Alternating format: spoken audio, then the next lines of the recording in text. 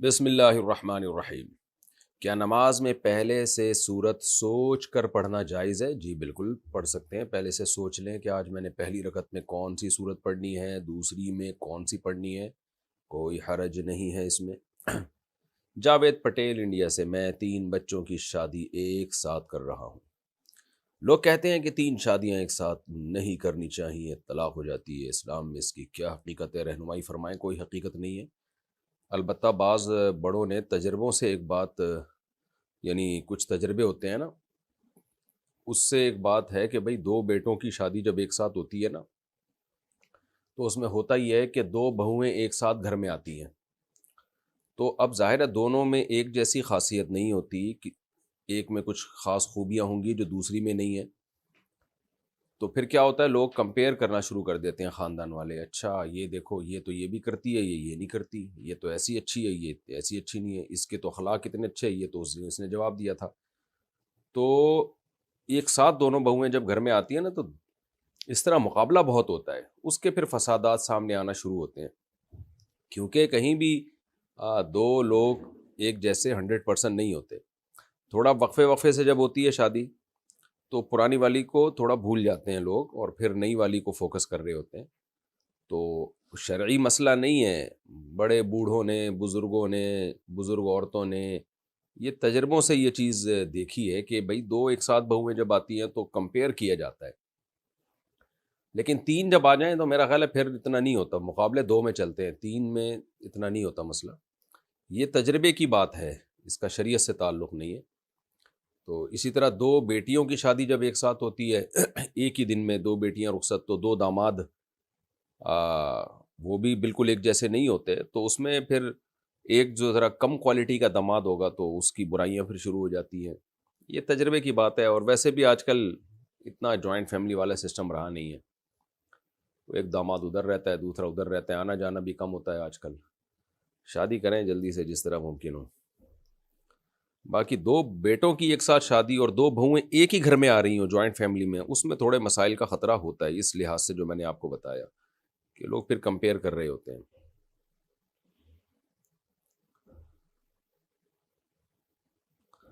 اچھا یہ 2 بہنوں سے شادی ہو رہی ہو نا، 2 بھائیوں کی، پھر اتنا مسئلہ نہیں ہوتا، وہ تو 2 بہنیں ہیں، ایک ایڈجسٹ ہو جاتی ہیں۔ بہرحال کیا بیوی طلاق دے سکتی ہے؟ نہیں بھائی، بیوی طلاق دے نہیں سکتی۔ او بیدہ عقدۃ النکاح، اللہ نے نکاح میں ہاں کرنے کا اختیار تو بیوی کو دیا ہے، واپسی کا بیوی کو اختیار نہیں دیا۔ یہ مسئلہ میں بار بار بیان کر چکا ہوں۔ واپس شوہر طلاق دے گا تو نکاح ختم ہوگا، ادروائز نکاح ختم نہیں ہوگا۔ اور خلا میں بھی ایک ایگریمنٹ ہے، جب تک شوہر اس راضی نہیں ہوگا تو بھی خلا نہیں ہوگا، تو یہ بھی خوب اچھی طرح سمجھ لیں۔ ہاں شوہر اگر ظلم کر رہا ہے، اور اس نوعیت کا ظلم کر رہا ہے جس میں شریعت نے جج کو یہ اختیار دیا کہ وہ نکاح ختم کر سکتا ہے، تو عورت اگر اس نوعیت کا ظلم ثابت کر دے عدالت میں، جیسے بیسک نان نفقہ ہی نہیں دے رہا، وہ قدرت بھی ہے، کما بھی سکتا ہے، پھر بھی نہیں دے رہا، تو یہ تو ضدی ہے، ہٹ دھرم ہے۔ نکاح ہو گیا، رخصتی پہ آمادہ ہی نہیں ہو رہا، اس کو رخصتی کا اختیار بھی ہے، یعنی طاقت ہے اس کو، اس کے پاس بیوی کو بلا سکتا ہے، نہیں بلا رہا، لٹکا کے چھوڑ دیا اس نے، تو بھائی پھر عورت کورٹ میں کیس کرے گی کہ بھائی یا تو مجھے رکھو، میں رہنے کے لیے تیار ہوں۔ وہ یہ نہیں کہے کہ مجھے علیحدگی چاہیے، نہ، ظلم مجھ پر ہو رہا ہے کہ شوہر مجھے ساتھ رکھنے کے لیے تیار نہیں ہے، تو اس کو یا تو آمادہ کریں، رکھے اپنے ساتھ، نہیں رکھتا تو پھر مجھے چھوڑے۔ پھر بھی شوہر آمادہ نہ ہو، نہ رکھنے کے لیے نہ چھوڑنے کے لیے، تو پھر کورٹ نکاح ختم کر سکتی ہے۔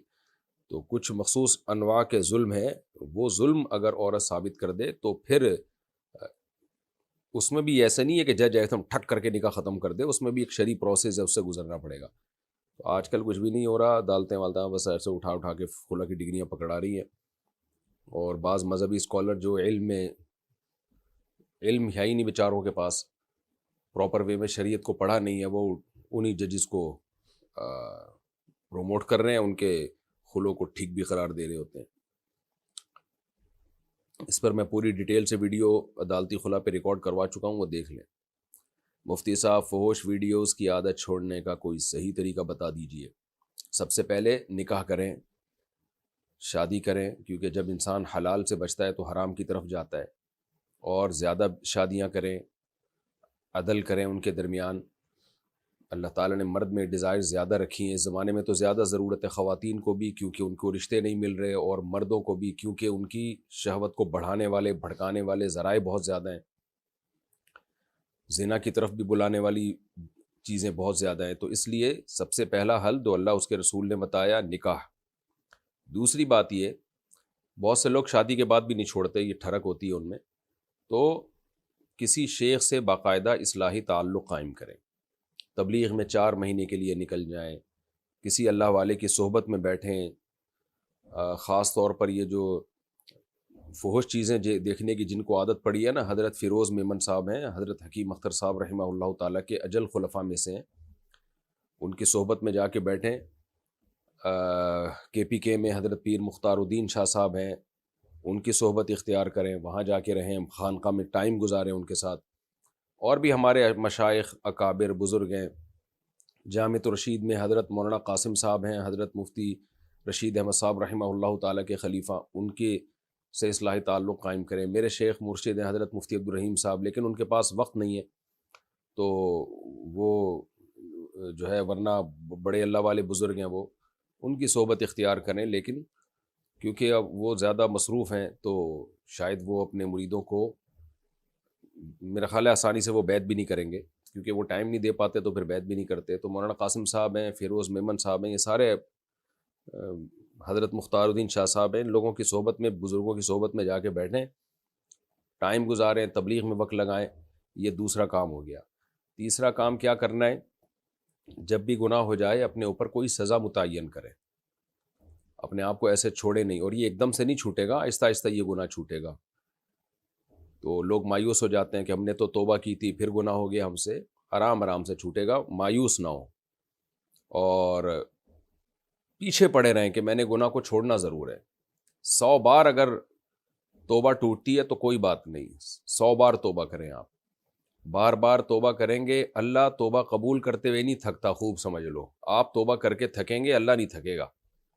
مسئلہ سارا یہ ہوتا ہے کہ انسان توبہ کرتا ہے، پھر شیطان اس سے گناہ کروا دیتا ہے تو وہ کہتا ہے بے یار میرے بس کا نہیں ہے. او بھائی جان، آپ لڑتے رہو شیطان سے، آپ پیچھے پڑے رہو. گناہ ہو گیا توبہ کرو، اور اپنے اوپر سزا بھی متعین کریں، روزے کے ذریعے یا صدقہ خیرات کے ذریعے. وہ سزا بہت زیادہ بھی نہ ہو اور بہت ہلکی بھی نہ ہو کہ پتہ ہی نہ چلے کہ کوئی سزا دی ہے. تو صدقہ کر دیا کریں، کہ اپنے اوپر لازم نہ کریں، نہیں قسم یا اٹھا کے یا منت مان کے، وہ بڑی اور ایک مصیبت میں پھنس جائیں گے. تو عزم کریں پکا کہ اگر مجھ سے یہ گناہ ہوا تو میں اتنی رقم صدقہ کروں گا، یا میں اتنے روزے رکھوں گا، یا میں اتنی رکعت 24 گھنٹے سے پہلے نماز پڑھوں گا.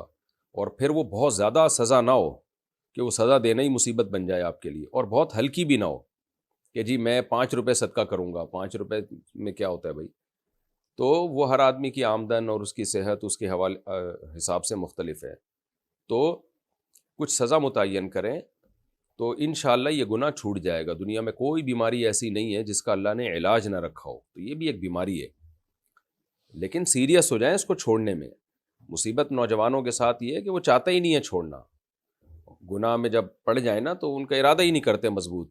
تو ارادہ کریں، اللہ کی طرف آئیں، نماز روزے میں دل لگائیں. یہ چند چیزیں ہیں جو اختیار کریں. اور پھر چوتھی بات یہ کہ جو ڈاکٹرز ہوتے ہیں نا، سائیکالوجسٹ وغیرہ، ان سے بھی رابطہ کیا جا سکتا ہے، جو صحیح میچور ڈاکٹرز ہوں.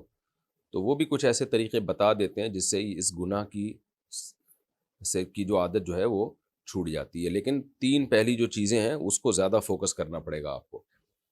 کسی شیخ سے باقاعدہ اصلاحی تعلق، اور یا تبلیغ جماعت میں وقت لگانا، یا بلکہ سب سے پہلے نکاح کرنا. نکاح میں جلدی کریں، 1 سے زیادہ بیویاں رکھیں، ان کے حقوق بھی پورے کریں. اپنے خرچے پہ کریں وہ، لیکن ان کے اپنے حقوق بھی پورے کریں. دوسری بات شیخ سے اصلاحی تعلق، تبلیغ میں وقت. تیسرا گناہ پہ اپنے سزا متعین. اور چوتھا کسی جو نفسیات سے کا علم جاننے والے ڈاکٹرز ہیں ان سے بھی رابطہ کریں.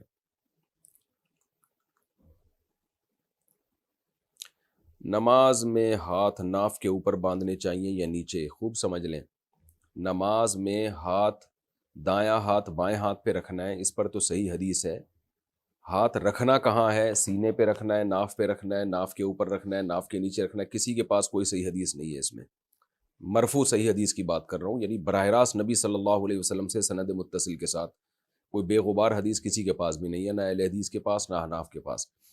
تو اب اس میں آثار ہیں، آثار جو صحابہ تابعین کے ہوتے ہیں، تو اور تواتر عملی ہے، تو اس لیے جو متواتر عمل چلتا چلا آ رہا ہے جو چاروں ائمہ کے ہاں ہیں، وہ کسی نے ناف پر کہا، کسی نے ناف سے تھوڑا سا اوپر کہا، تو یہاں جو جیسے ہمارے اہل حدیث بھائی رکھتے ہیں، تو اس پر تو کوئی روایت بھی موجود نہیں اور عمل بھی موجود نہیں ہے امت کا۔ یہ ہماری رائے ہے، باقی اس مسئلے میں جھگڑے پھڈے نہ کریں۔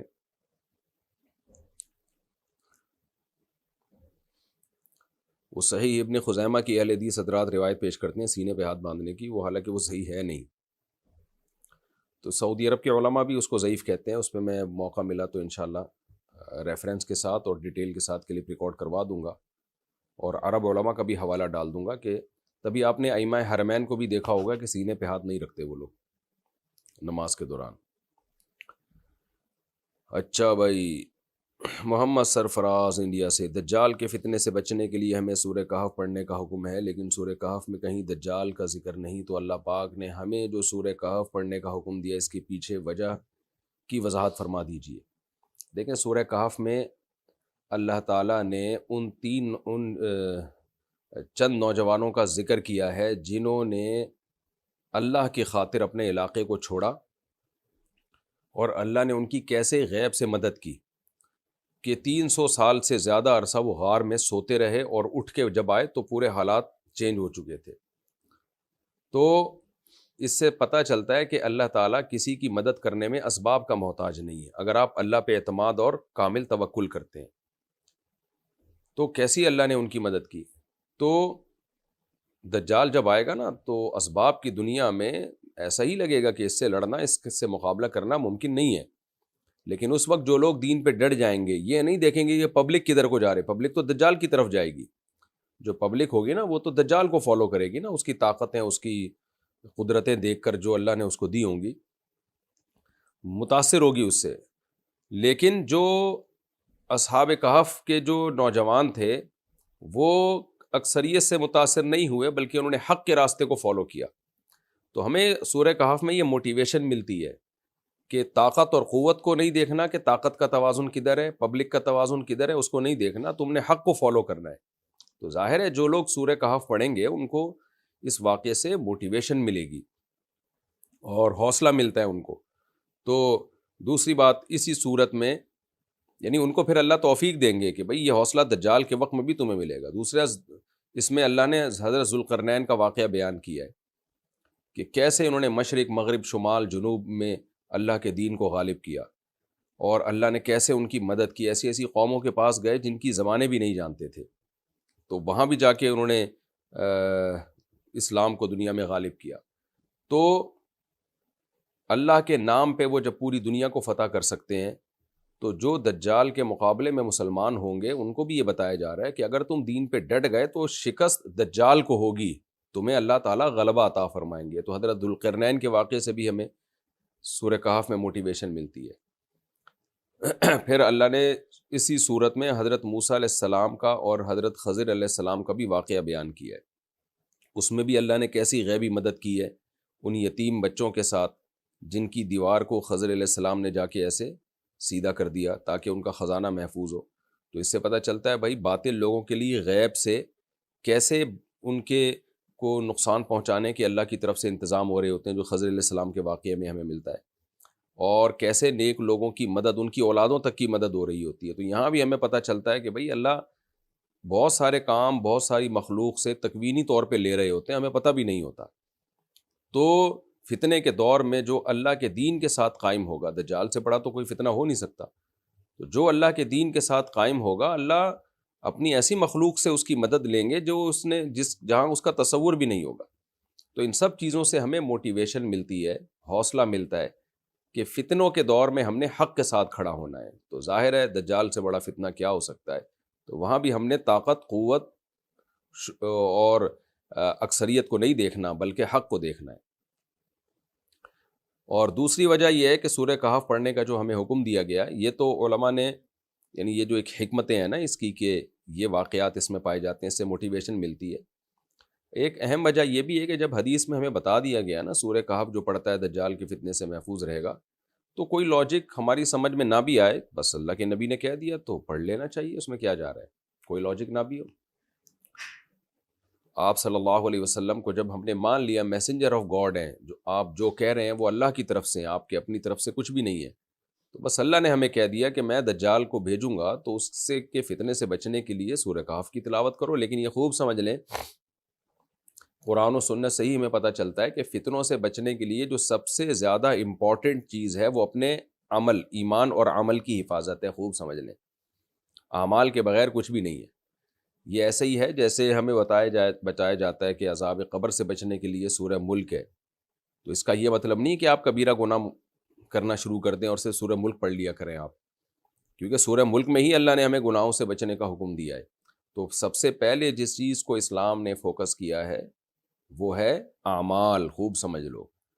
تو آج کل کیا ہوتا ہے، 27ویں رات کو مر گئے تو جنت میں، بھائی پہلے اعمال ہیں، اس کے بعد 27ویں رات کو موت ہونا بھی ایک فضیلت کی چیز ہے، جمعے کے دن موت ہونا بھی ایک فضیلت کی چیز ہے، لیکن سب سے پہلے عمل ہے، عمل، سب سے پہلے عمل کے بارے میں سوال ہوگا۔ تو دجال کے فتنے سے بھی اگر کوئی سورہ کہف پڑھتا ہے لیکن کبیرہ گناہوں میں صبح و شام مبتلا ہے تو اس کے لیے فتنے سے بچنا بڑا مشکل ہوگا۔ لیکن کوئی گناہوں سے بچنے کی کوشش کرتا ہے اور سورہ کہف نہیں بھی پڑھتا، اس کے فتنے سے بچنے کا زیادہ امید ہے ہمیں، شریعت سے ہی پتہ چلتا ہے۔ ہاں، کوئی نیک اعمال بھی کرتا ہے، یعنی برائیوں سے بچتا بھی ہے، سورہ کہف بھی پڑھ لیتا ہے، تو تھوڑی موٹی جو اعمال میں کوتاہی ہوگی تو سورہ کہف کے ذریعے، ہاں کوئی آدمی گناہوں سے بچتا ہو اور سورہ کہف بھی پڑھتا ہو تو پھر اگر کبھی گناہوں یعنی اعمال میں کوئی کمی کوتاہی ہو گئی تو سورہ کہف سے اس کی انشاءاللہ تلافی ہو جائے گی اور اللہ اس کو دجال کے فتنے سے محفوظ رکھیں گے۔ یہ مطلب ہے حدیث کا۔ خلاصہ یہی نکلا کہ سب سے پہلے اعمال، اس کے بعد پھر یہ جو وظائف ہیں جو نبی صلی اللہ علیہ وسلم نے ہمیں بتائے ہیں، کیونکہ اعمال کو خود نبی صلی اللہ علیہ وسلم کی تعلیمات ہی میں زیادہ ویلیو دی گئی ہے۔ نکاح میں ولیمے کے لیے جو بکرا ذبح ہو، اس پر کسی کا عقیقہ کر سکتے ہیں؟ ہاں بالکل کر سکتے ہیں، عقیقے کی نیت سے بکرا ذبح کر دیں، مزہ آ گیا، ولیمہ بھی ہو گیا، اسی میں عقیقہ بھی ہو گیا۔ اچھا بھائی، میں نے مکمل قرآن شریف پڑھا ہے، جیسے بقرعید کا گوشت ہے نا، اس میں بھی ولیمہ ہو سکتا ہے۔ بقرعید کا جانور ہے، آپ نے اللہ کے لیے حلال کیا، اسی میں ولیمہ بھی نمٹا دیا، تو جانور تو اب حلال ہو گیا اللہ کے لیے، قربانی کے لیے، عقیقے یا بقرعید کے لیے، اب اس کے گوشت کا جو مرضی کریں تو ولیمہ میں بھی کھلا سکتے ہیں، ویسے بھی لوگوں کو کھلا سکتے ہیں۔ بہت ہوشیار ہوتے جا رہے ہیں آج کل کے مسلمان۔ میں نے مکمل قرآن شریف پڑھا ہے اور اب میں اس کا ترجمہ پڑھ رہا ہوں۔ میں نے پہلے 14 سجدے کر لیے ہیں اور اب میں ترجمے کے ساتھ پڑھ رہا ہوں، تو کیا دوبارہ 14 سجدے کرنے پڑیں گے یا نہیں؟ اگر سجدے والی آیت کا لفظ بہ لفظ ترجمہ کرتے ہیں اور صرف پڑھتے نہیں ہیں بلکہ زبان سے ادا بھی کرتے ہیں وہ الفاظ، تو پھر راجح قول یہی ہے کہ پھر سجدہ تلاوت لازم ہو جاتا ہے۔ تو اگر آپ سجدے والی آیت کا دوبارہ ترجمہ کریں گے، زبان سے پڑھیں گے اس کو، صرف ایسے جیسے اسٹڈی کر رہے ہوتے ہیں ایسے نہیں، زبان سے، اور وہ ترجمہ بھی لفظ بہ لفظ ہو، تو پھر سجدہ کر جائے گا۔ کرنے پڑیں گے تو ایسا لگ رہا ہے جیسے کوئی آپ کو کوئی 40 کلو کا ویٹ اٹھانا ہے، آپ نے کرنے پڑیں گے کیا؟ خوشی خوشی کریں بھائی، سجدے والی آیت پڑھی اور سجدہ کر لیا، تو اتنا ٹائم تھوڑی لگتا ہے اس میں، اور خوشی خوشی کریں یہ کام، میں کوئی اتنا بڑا مسئلہ نہیں ہے۔ کیا باز کھانا حلال ہے؟ نہیں جناب، باز، شاہین، جس کو شاہین بھی کہا جاتا ہے، اور شکرا ہو گیا، اسی طرح دوسرا پرندہ یہ شکرا، تو یہ سب درندوں کی اس میں آتے ہیں، چیر پھاڑ کر کے کھانے والے جانور ہیں، ان کا کھانا حلال نہیں ہے۔ فوزیہ صاحبہ حیدرآباد سے، کیا عورت اپنے ہونٹوں پر مہندی لگا سکتی ہے؟ لگا سکتی ہے جی۔ محمد زاہد پنجاب انڈیا سے، میری ایک بہن ہے، اس کا شوہر شراب پیتا ہے، اس نے مکان بیچ کر سب پیسے نشے میں اڑا دیے اور اب وہ کرائے کے گھر پر رہتے ہیں، تو کیا میں اپنی بہن کو زکوٰۃ دے سکتی ہوں؟ اگر بہن کے پاس سونا نہیں ہے، کوئی ایسی پراپرٹی نہیں ہے جو استعمال میں نہ آتی ہو، تو دے سکتی ہیں آپ بہن کو، اور سبب یعنی 52.5 تولے چاندی کے برابر رقم بھی ان کے پاس جمع نہیں ہوئی ہوئی ہے بہن کے پاس، تو زکوٰۃ دے سکتی ہیں، بالکل دینی چاہیے ایسی بہن کو تو بیچاری کو۔ فیضان صاحب کراچی سے، امام صاحب ظہر کی نماز میں خاموشی کے ساتھ نماز پڑھتے ہیں تو کیا مقتدیوں کو بھی تلاوت کرنی چاہیے یا خاموش رہنا چاہیے؟ صحیح حدیث میں ہے، ناصر الدین البانی رحمہ اللہ نے اس کو صحیح قرار دیا ہے۔ کمال کی بات ہے، لوگ البانی رحمہ اللہ نے جب صحیح قرار دے دیا تو اس کو مان لیتے ہیں صحیح ہے، اور مجتہدین نے جب حدیث سے استدلال کر کے اس کو صحیح قرار دے دیا اس کو نہیں مان رہے ہوتے۔ حیرت کی بات ہے۔ خیر، تو حدیث کے الفاظ ہے، من کان لہ امام فقراءۃ الامام لہ قراءۃ، جس شخص کا کوئی امام ہو، امام کی قراءت مقتدی کے لیے کافی ہے۔ تو یہ حدیث جہری نمازوں کے بارے میں بھی ہے، سری نمازوں کے بارے میں۔ حدیث میں فرق نہیں ہے کہ یہ صرف جہری کے بارے میں، سری کے بارے میں نہیں ہے۔ تو اس لیے اس حدیث کی بیس پر امام جب تلاوت کرے تو مقتدیوں کے لیے وہ تلاوت کافی ہو گئی۔ اور یہ دوسری حدیث میں جو آتا ہے کہ جو سورہ فاتحہ نہیں پڑھتا اس کی نماز نہیں ہوتی، تو اس حدیث کو جب آپ ملائیں گے تو پتہ چل جائے گا کہ یعنی یہ والی حدیث جو ابھی میں نے پڑھی ہے کہ جس کا امام کی قرات مقتدی کے لیے کافی ہے، تو اس حدیث سے پتہ چلتا ہے کہ جب امام نے قرات کر لیا تو مقتدی نے بھی حکمن کر لی ہے قرات، تو اس کو یہ کہیں گے ہی نہیں کہ اس نے تلاوت نہیں کی ہے، کیونکہ امام مقتدیوں کا نمائندہ ہوتا ہے تلاوت کے باب میں۔ تو اس لیے اس پر یہ حدیث کا اطلاق نہیں کیا جا سکتا کہ جو قرات نہیں کرتا اس کی نماز نہیں ہوتی۔ بھائی امام نے جب قرات کر لی ہے تو مقتدی نے قرات کر لی ہے۔ اور اگر آپ پھر بھی اس تفصیل کو نہیں مانتے تو پھر صحیح مسلم کی حدیث کے پورے الفاظ ہیں، من لم یقرأ بفاتحۃ الکتاب فصاعدا، او کما قال، اس طرح کے الفاظ ہیں کہ جو سورہ فاتحہ نہیں پڑھتا اور آگے سورت نہیں ملاتا اس کی نماز نہیں ہوتی۔ تو پھر آپ پیچھے سورت بھی ملائیں۔ جب آپ سورت نہیں ملاتے اس میں آپ یہ کہتے ہیں کہ بھئی امام نے جب سورت ملا لی تو مقتدی نے بھی ملا لی، تو اس سے صاف پتہ چلتا ہے کہ امام نے جب فاتحہ پڑھ لی تو مقتدی نے بھی پڑھ لی۔ محمد دلشاد یو پی انڈیا سے، میرے والد کا انتقال ہو گیا اور دادا دادی کا پہلے ہی انتقال ہو گیا تھا، ہم 6 بھائی اور 4 بہنیں ہیں، اور والدین اور والد کی وراثت 5 کروڑ ہے، تو سب کا وراثت میں کیا حصہ ہوگا، کس کو کتنا ملے گا؟ والد کا انتقال ہوا، دادا دادی کا پہلے ہو گیا تھا، تو ظاہر ہے اب والد کے والدین کا حصہ تو گیا، اب رہ گئے 6 بھائی 4 بہنیں والدہ۔ تو دیکھیں آپ کی وراثت 5 کروڑ ہے نا، اس 5 کروڑ کو آپ نے ڈیوائڈ کرنا ہے 8 سے، تو جو جواب آئے گا وہ حصہ ہوگا آپ کی والدہ کا، یعنی آپ کے والد صاحب کی بیوہ کا۔ 5 کروڑ کو آپ نے 8 سے ڈیوائڈ کیا، یہ 12.5%، 12.5% نکلتا ہے، تو وہ ہو جائے گا آپ کی والدہ کا۔ تو والدہ کا حصہ نکالنے کے بعد جو بھی بچ جائے 5 کروڑ میں سے، جب آپ 8واں حصہ نکال کے جو بچے گا، تو آپ ہیں 6 بھائی اور 4 بہنیں، 6 دونی 12، 13، 14، 15، 16، جو بچے اس کو 16 پہ ڈیوائڈ کر دیں، جو جواب آئے وہ ایک بہن کا حصہ ہوگا، اس کا ڈبل بھائی کا حصہ ہوگا۔ پھر بھی آرام نہ آئے تو قریبی معالج سے رجوع کریں، مطلب یہ کہ پھر بھی اگر جواب سمجھ میں نہ آئے تو کسی قریبی مفتی سے رجوع کریں جو آپ کے علاقے کے قریب رہتے ہوں، میرا خیال سمجھ میں آ گیا ہوگا۔ یو پی انڈیا میں بہت سارے مدارس ہیں۔ محمد فردین حیدرآباد سے، انڈیا سے، حیدرآباد انڈیا، کیا اسلام میں MLM کمپنی یعنی نیٹ ورک مارکیٹنگ بزنس جائز ہے یا نہیں؟ جائز نہیں ہے، اس کے کئی دفعہ میں جواب دے چکا ہوں، اور اس کے ناجائز ہونے کی وجہ بھی کئی دفعہ بیان میں کلپ میں بتا چکا ہوں، جائز نہیں ہے یہ۔ اچھا میرے بھائی تمنا انصاری انڈیا سے، جب عورت نماز پڑھ رہی ہو اور وہاں پر غیر محرم موجود ہوں تو کیا چہرے اور ہتھیلیوں کا پردہ لازم ہے؟ جی بالکل لازم ہے، جوان عورت کے لیے تو پردہ چہرے پہ ڈال کے نماز پڑھیں وہ۔ مرسلین غازی آباد، میرا ڈاؤن لوڈنگ کا کام ہے، میری ایک چھوٹی سی دکان ہے جس میں میں مووی ڈاؤن لوڈ کر کے پیسے کماتا ہوں، کیا یہ میرے لیے جائز ہے؟ کہاں سے جائز ہو گیا؟ اگر ایسی مووی ہے جو ڈاکومنٹری ہے کوئی، یا یہ کہ کوئی معلوماتی کوئی سائنسی کوئی پروگرام پر مشتمل مووی ہے، وہ تو ٹھیک ہے، یعنی اس سے پیسے کمانا جائز ہے۔ باقی جو مووی ہوتی ہیں فلموں ڈراموں کی، یہ حرام ہے اس سے پیسے کمانا۔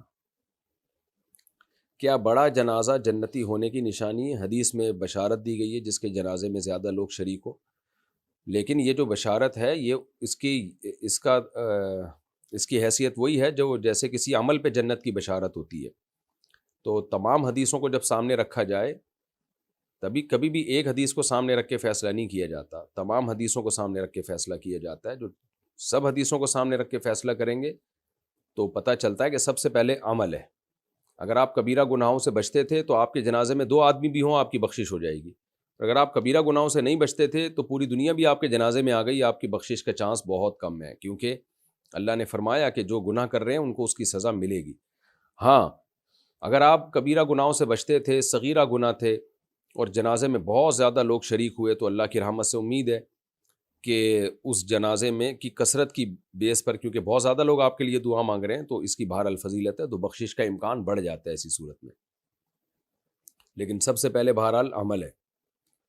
میری نگاہ بہت کمزور ہے، بہت موٹا چشمہ لگا ہوا ہے، ڈاکٹر نے آپریٹ کا کہا ہے، اس آپریشن میں آنکھوں کے اندر جو لینس ہوتا ہے اسے نکال کر ڈاکٹر کے بنائے ہوئے لینس لگ جاتے ہیں، جس کا کوئی نقصان بھی نہیں ہے، تو کیا اللہ نے جو آنکھ میں یہ لینس بنایا ہے میرے لیے اسے نکال دینا جائز ہے؟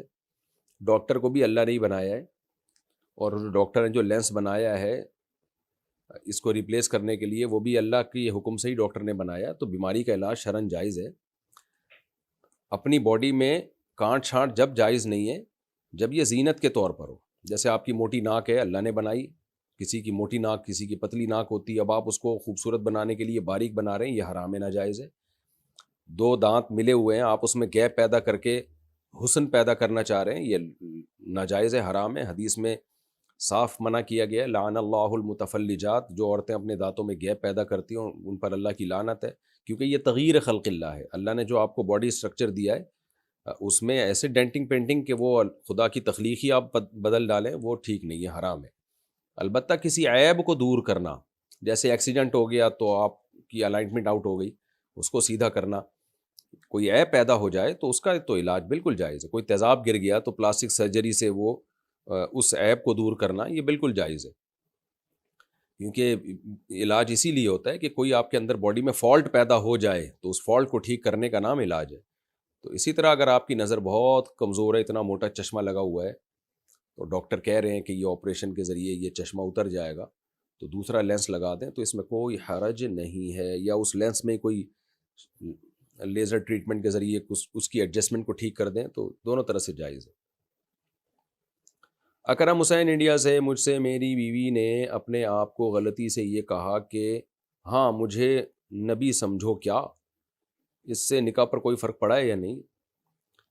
نہیں جی، کوئی نکاح پہ فرق نہیں پڑا، اس کا مطلب کوئی پیغمبر کی توہین نہیں ہوتی معاذ اللہ، اور نہ ہی اپنے آپ کو نبی بنانا ہوتا ہے، یہ طنزیہ ایک لہجہ ہے، کہ یہ طنزیہ لہجے میں نا کسی پہ طنز کرنے کے لیے کہ کوئی آپ کی بات کو ویلیو نہیں دے رہا ہوتا تو ایسے الفاظ کہے جاتے ہیں، لیکن پھر بھی توبہ استغفار کر لیں، آئندہ ذرا احتیاط کریں ایسے الفاظ استعمال کرنے میں۔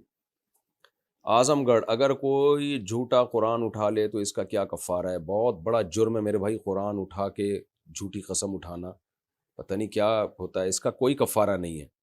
کفارہ مستقبل کی قسم کا ہوتا ہے کہ آپ نے قسم اٹھائی یہ کروں گا اور آپ نے نہیں کیا، یا یہ نہیں کروں گا اور کر لیا، تو اس کا کفارہ ہوتا ہے کہ 10 غریبوں کو 2 ٹائم کا کھانا کھلانا۔ تو اس طرح کی جو قسم اٹھاتے ہیں ماضی کی کسی بات پر، یہ کبیرہ گناہ ہے، اس کا کفارہ یہی ہے کہ بس آپ بتا دیں بھائی میں نے جھوٹی قسم اٹھائی تھی، میں توبہ استغفار کرتا ہوں اور اللہ مجھے معاف کرے۔ کیا قرآن پاک بغیر وضو کے پڑھا جا سکتا ہے؟ جی پڑھا جا سکتا ہے، ہاتھ نہیں لگا سکتے آپ۔ چھپکلی کا پاخانہ پاک ہے یا نہیں؟ کیا باتیں کر رہے ہو میرے بھائی، مسجد میں میرے پیر کے نیچے چھپکلی کا پاخانہ لگ گیا تو کیا صورت میں مجھے دوبارہ وضو کرنا ہوگا؟ نہیں جی، دوبارہ وضو نہیں کرنا ہوگا، پاؤں دھو لیں۔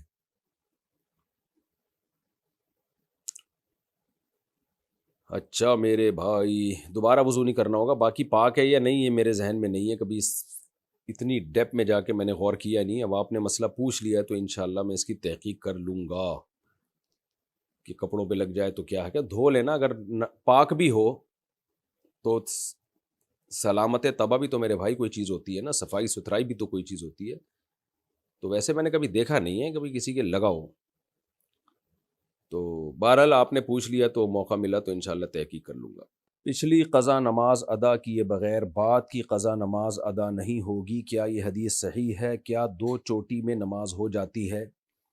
دیکھیں کوئی صاحب ترتیب ہونا جس کے ذمے قضا نمازیں باقی نہ ہوں تو پھر اگر اس کی نمازیں قضا ہوں تو پہلے قضا نماز پڑھے گا، اس کے بعد ادا نماز پڑھے گا، ورنہ اس کی نماز نہیں ہوگی۔ یہی حنابلہ کا مذہب ہے، امام احمد بن حنبل کا، یہی احناف کا ہے۔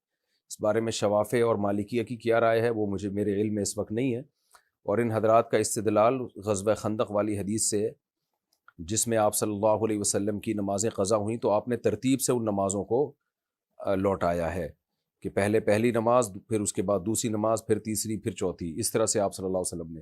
تو اس سے پتہ چلتا ہے کہ ترتیب اس میں واجب ہے، کیونکہ نبی صلی اللہ علیہ وسلم کے عمل میں اصل یہی ہے کہ ہمیں حکم دیا گیا ہے کہ لقد کان لکم فی رسول اللہ اسوۃ حسنہ. تو جب تک اس کی مخالفت کی دلیل نہ ہو تو اس حدیث سے ہمیں ترتیب ہی کا پتہ چل رہا ہے. واللہ اعلم. اگر شوہر اپنی بیوی کو یہ کہہ دے کہ میری اجازت کے بغیر گھر سے باہر نکلی تو میری طرف سے طلاق، کیا میں اپنی یہ بات واپس لے سکتا ہوں؟ نہیں، واپس نہیں لے سکتے.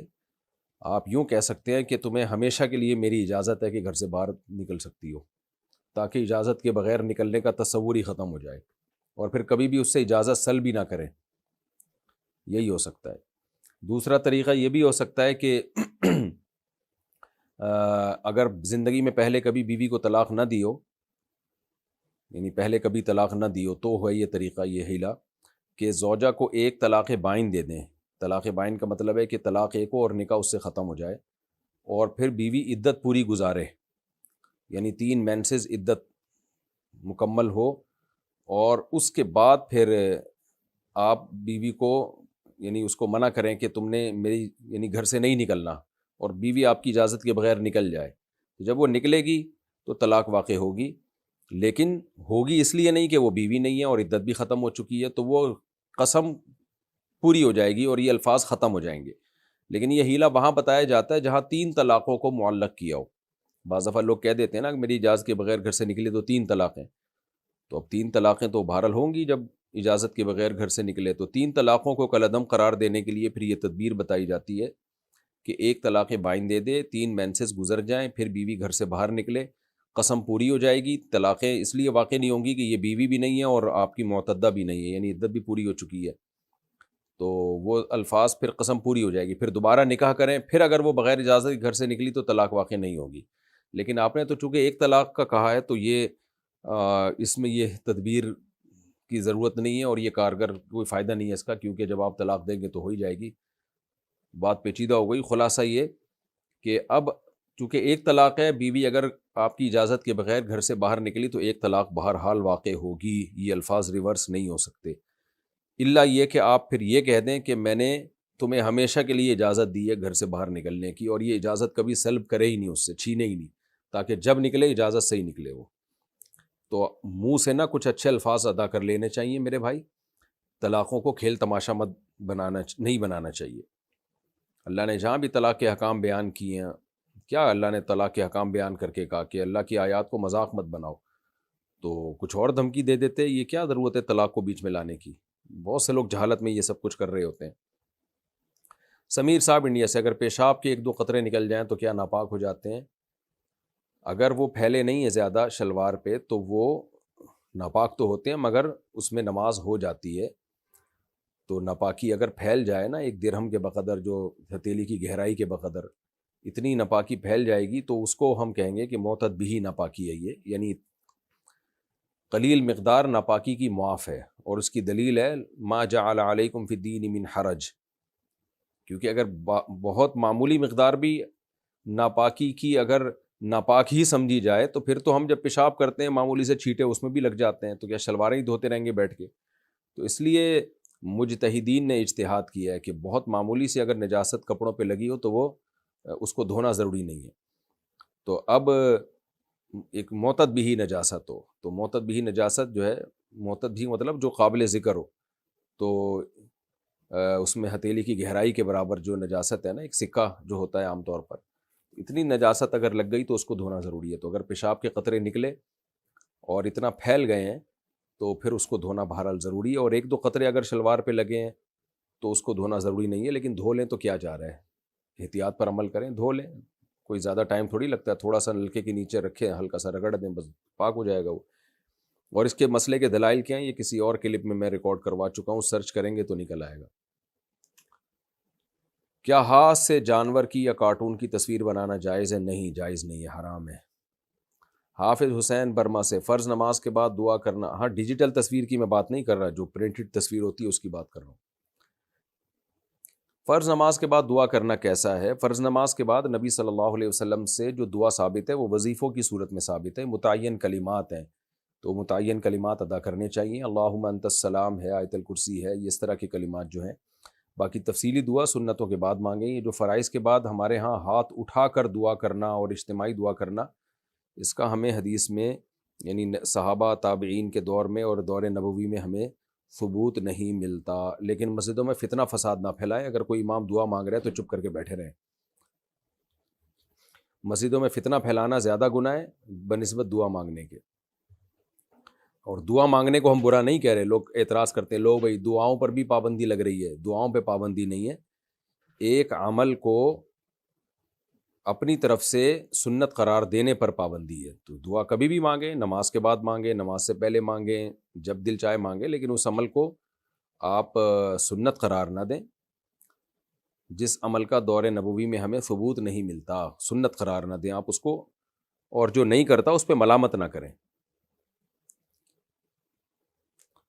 اگر کسی نے ایک دفعہ اذان دی ہو تو کیا وہ قیامت میں مؤذنوں میں سے اٹھایا جائے گا؟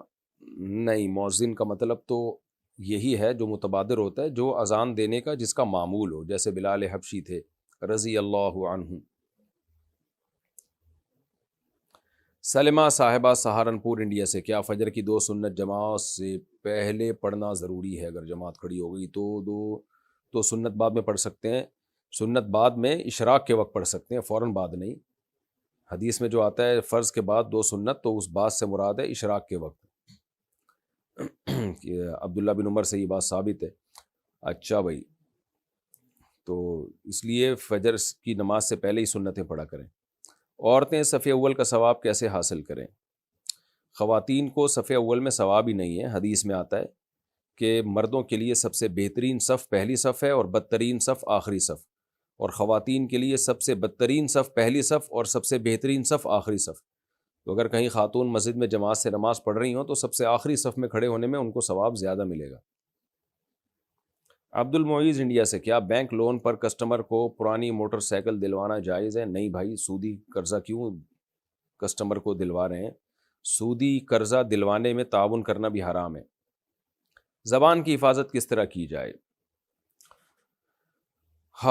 زبان کی حفاظت اس طرح کی جائے کہ روزانہ مسواک سے زبان کو اچھی طرح صاف کیا جائے، جراثیم سے پاک کیا جائے۔ اچھا خیر سوری، زبان سے آپ کی مراد ہے جو ہم بولتے ہیں۔ دیکھیں، زبان کی حفاظت نبی صلی اللہ علیہ وسلم نے ارشاد فرمایا کہ 2 چیزوں کی جو ضمانت مجھے دے دے میں اس کو جنت کی ضمانت دیتا ہوں، ایک شرمگاہ کی اور ایک زبان کی، کہ ان دونوں کا غلط استعمال نہیں کرنا۔ تو زبان کی حفاظت کیا ہے؟ غیبت سے بچانا زبان کو، اور زبان کو جو ہے چغلی سے بچانا، فسادی باتوں سے بچانا، بلا تحقیق باتیں آگے نقل کرنا۔ آپ صلی اللہ علیہ وسلم نے فرمایا کہ سب سے زیادہ جہنم میں لے جانے والی چیز جو ہے نا وہ زبان کی کھیتی ہے، او کما قال صلی اللہ علیہ وسلم، یعنی تباہ کرنے والی۔ حدیث کا مفہوم بیان کر رہا ہوں کہ زبان بہت چیزیں کاٹتی ہے، تو اس لیے جب بھی کوئی الٹی بات زبان سے ہونا، اپنے اوپر جرمانہ متعین کریں، جرمانہ متعین کریں کہ جب بھی کوئی الٹی بات زبان سے نکلے گی اتنے پیسے صدقہ کروں گا۔ اور روایت میں آتا ہے من صمت نجا، جو خاموش رہ گیا وہ نجات پا گیا۔ تو اصل خاموش رہنا ہے، جب تک بولنے کی کوئی معقول ریزن نہ ہو چپ بیٹھے رہیں۔ آج چپ بیٹھنا بڑا مشکل کام ہو گیا ہے، اور ویسے یہ چیزیں اہل اللہ کی صحبت سے بھی حاصل ہوتی ہیں۔ تبلیغ میں بھی وقت لگائیں، تبلیغ والوں کو ہم نے دیکھا ہے کہ بہت ساری چیزوں سے وہ محفوظ ہو جاتے ہیں، اور اللہ کی بڑائی بیان کرتے کرتے نا پھر ان کو فضول چیزوں سے کی عادت ہی نہیں رہتی۔ کسی کمپنی کی پروڈکٹ کی ایڈورٹائزمنٹ پہ جو پیسہ ملتا ہے وہ حلال ہے یا حرام ہے؟ اگر کمپنی کی پروڈکٹ حلال ہے تو اس کی ایڈورٹائزمنٹ کی آمدن بھی حلال ہے۔ اگر کمپنی حرام چیزیں بیچ رہی ہے، شراب بیچ رہی ہے، تو اس کی ایڈورٹائزمنٹ پہ جو پیسہ ملے گا وہ بھی حرام ہوگا۔ زوجہ منصور، ہماری طرف اگر کسی کو پھوڑا پھنسی نکل آئے یا مونچھ آ جائے تو دودھ نمک اور آٹے کی موٹی سی لئی بنا کر اس جگہ پر لگاتے ہیں، کیا یہ رزق کی بے حرمتی ہے؟ بھائی ضرورت کے لیے جائز ہے، اب بے حرمتی دیکھیں یا پھوڑا دیکھیں اس کا، اگر آپ کا خیال یہ کہ اس سے وہ ٹھیک ہو جاتا ہے تو لگا دیں، تو پھوڑے کے علاج کے لیے ٹھیک ہے۔ اگر یعنی ٹھیک کا مطلب جائز ہے، باقی ٹھیک ہے یا نہیں تو ڈاکٹر حکیم ہی بتائیں گے، شرعن جائز ہے یہ۔ وہ جو پھوڑا نکلا ہوا ہے وہ انسانیت کی بے حرمتی نہیں ہو رہی اس پھوڑا نکلنے سے جو اس میں پیپ بھر گئی ہے؟ حیدر علی شاہ: کیا میں والدین کی اجازت کے بغیر جہاد کی تربیت کے لیے جا سکتا ہوں؟ مجھے شہادت کی موت حاصل کرنے کا شوق ہے، اس بارے میں قرآن و حدیث کے ذریعے بتا دیے۔ جہاد جب فرض عین ہو جائے تو ماں باپ کی رضا ضروری نہیں ہے، پھر اس میں ماں باپ کی مرضی کے بغیر بھی جانا جائز ہے، لیکن یہ فیصلہ کرنا کہ کہاں شرعی جہاد ہو رہا ہے کہاں نہیں ہو رہا، یہ آپ خود سے فیصلہ نہ کریں، کیونکہ بہت ساری تنظیمیں نوجوانوں کے جذبات کو غلط استعمال کر کے غلط جگہوں پر لے جاتی ہیں، غلط لوگوں کا اعلی کار بنا دیتی ہیں۔ تو صرف گیٹ اپ سے متاثر نہ ہو، جب دنیا میں کوئی ڈیزاسٹر ہوتا ہے، کوئی بھی مسائل ہوتے ہیں تو بہت 2 نمبر لوگ اس میں پڑ جاتے ہیں۔ تو اس لیے پاکستان میں آپ جہاد میں کیسے جائیں گے، کہاں جائیں گے، تو لوگ آپ کو غلط استعمال کریں گے۔ دنیا کے دیگر ملکوں میں بھی ایسے ہی ہے۔ تو جہاد تو فرض ہے، جہاد کرنا بہت بڑی عبادت ہے، لیکن کریں گے کہاں، کہاں جائیں گے؟ اس میں زیادہ تر غلط جو ہے معلومات کی بیس پہ نوجوان غلط تنظیموں کی بھیڑ چڑھ جاتے ہیں اور برباد ہو جاتے ہیں، اپنے ہی ملکوں کے خلاف ان کی صلاحیتیں استعمال ہونا شروع ہو جاتی ہیں، کر فساد رہے ہوتے ہیں، لیبل اس پہ جہاد کا لگا ہوا ہوتا ہے۔ تو اور دوسری بات یہ کہ والدین کو اگر خدمت کے محتاج ہیں، اب اکلوتے ہیں والدین کے، تو پھر تو ویسے بھی پھر ماں باپ کا حق مقدم ہے، ان کو چھوڑ کے جائیں گے وہ پھر کس کے رحم و کرم پر ہوں گے؟ تو یہ جب ہے جب والدین خدمت کے محتاج نہ ہوں۔ ڈرامہ دیکھنا کیسا ہے؟ جائز نہیں ہے بھائی ڈرامے دیکھنا، آج کل جو ڈرامے آ رہے ہیں ویسے بھی بے ہودگی پھیلا رہے ہیں وہ۔